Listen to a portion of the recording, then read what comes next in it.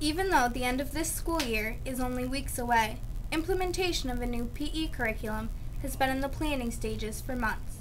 With any change comes a certain degree of angst.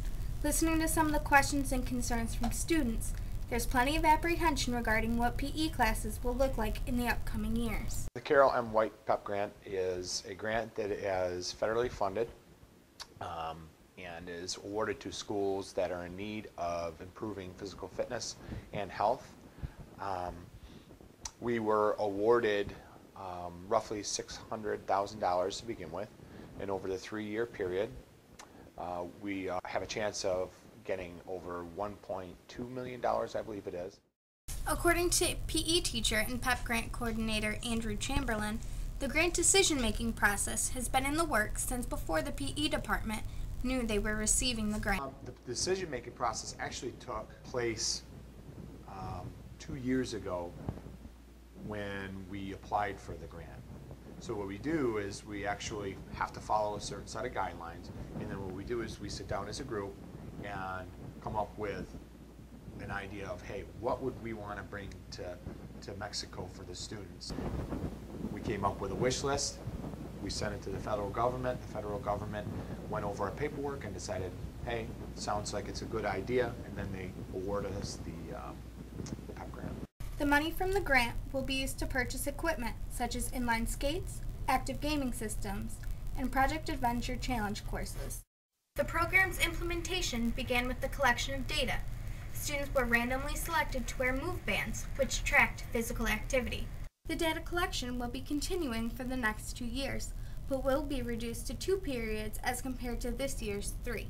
The PE department is expecting significant changes in the appearance of PE classes within the next few years. I'd like to bring more fitness type of activities into our classrooms.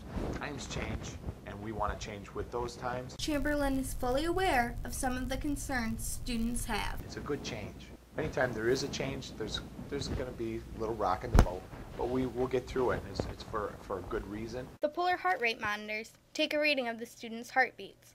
They are being implemented as a way to teach students where their target heart rate should be. Joe Gardner, a sophomore at Mexico High School, has concerns about how the use of new heart rate monitors will affect athletes' PE grades.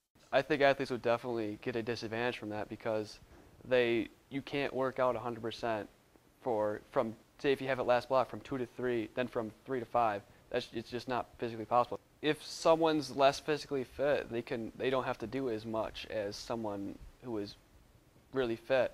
So if someone that's really fit has to sprint back and forth for 20 minutes to get his heart rate in the right spot to get 100, versus compared to someone who's not physically fit and has to jog around the gym a couple times to get their heart rate in the spot, it just doesn't seem as fair. Chamberlain understands the concern and believes there is a solution. We would take a baseline reading. And what I mean by that is, let's say, based off your age, and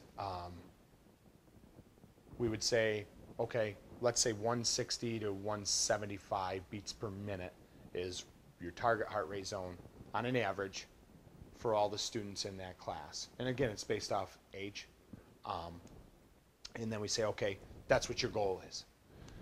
However, some athletes, they would be way below that goal. However, they would be still working as hard as the next kid. So what we need to do is there's a formula that we can use to say, okay, let's, instead of the 165 to 175, now we would go ahead and we would raise that threshold or that training zone based off that individual kid. And then that would mean that, okay, now as everybody else is working at the same rate and their target heart rate's at 175, the athlete now would not be working harder per se, but they would obviously benefit by raising that target heart rate zone. Chamberlain believes that the heart rate monitors will be beneficial to students and help them learn how to properly exercise. Sometimes people have a misconception of just because they're exercising that they're doing the right things. However, being knowledgeable about how to get their heart rate in a certain range based off of their personal body would benefit them more because they'll be able to increase their cardiorespiratory endurance by knowing where their target heart rate should be. Sophomore Cameron Sperling believes the grant and heart rate monitors will have a positive impact on participation in PE class. Usually the gym teachers, as long as you change and like you're walking around or moving and doing something, they'll give you 100. But now this new thing, they can tell who's really like participating, and it'll reflect more accurately in your grade. Make gym class more fun overall, because if people want to keep their higher gym grades, they're going to have to participate, and if more people are participating, the activity's better.